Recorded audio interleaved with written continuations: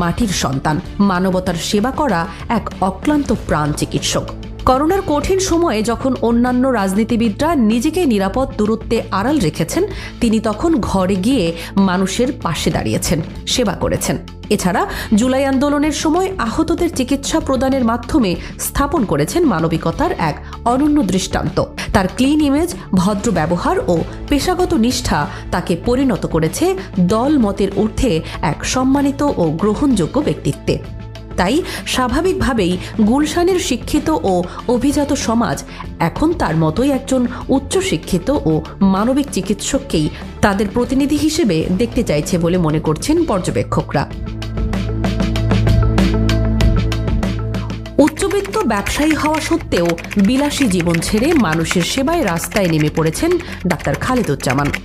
এবারের গুলশান কেন্দ্রিক নির্বাচনী প্রতিযোগিতায় একদিকে রয়েছে তারেক রহমানের দীর্ঘদিনের রাজনৈতিক উত্তরাধিকার, অন্যদিকে রয়েছেন ডাক্তার এস.এম. খালেদুজ্জামানের আর্থিক সক্ষমতা ও পেশাগত ভাবমূর্তি।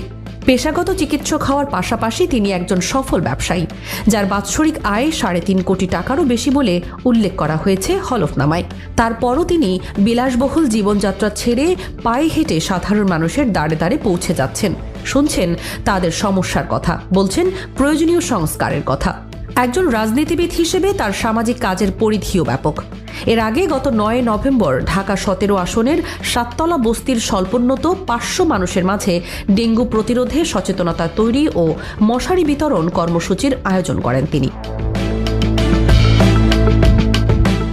সেখানে রাখা বক্তব্যে তিনি বলেছেন, নির্বাচিত হলে এই আসনকে গড়ে তোলা হবে স্বাস্থ্য সেক্টরের মডেল হিসেবে। তিনি বলেন, করাইল, সাততলা ও ভাসানটেক বস্তি এলাকার মানুষকে নিয়ে বিগত কোনো সরকার সুনির্দিষ্ট পরিকল্পনা গ্রহণ করেনি।